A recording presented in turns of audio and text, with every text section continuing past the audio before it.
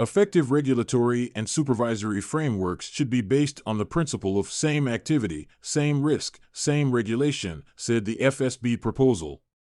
The International Monitoring Body Financial Stability Board, or FSB, has proposed a comprehensive framework for cryptocurrencies aimed at addressing potential risks while harnessing potential benefits of the technology.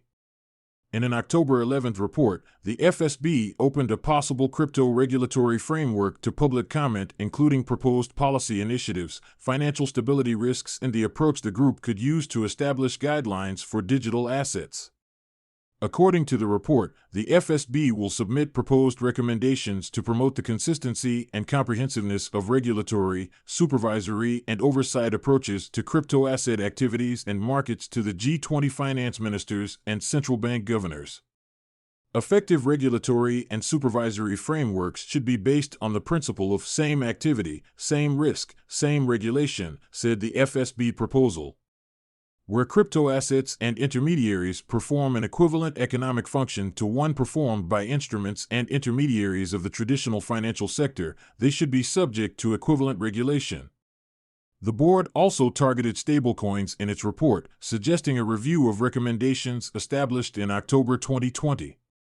Members of the public have until December 15th to submit comments on the proposals. We have published a proposed framework on the international hashtag regulation of crypto asset activities and welcome feedback on our recommendations. The FSB, at FinSTB Board, October 11, 2022. In an accompanying letter to the G20 dated October 3, FSB Chair Klaus Knott cited recent turmoil in crypto asset markets behind the group's recommendations. The current crypto winter has reinforced our assessment of existing structural vulnerabilities in these markets. Concerns about the risks they pose to financial stability are therefore likely to come back to the fore sooner rather than later, as are public expectations that policymakers have in place a robust international framework to identify, monitor, and address those risks.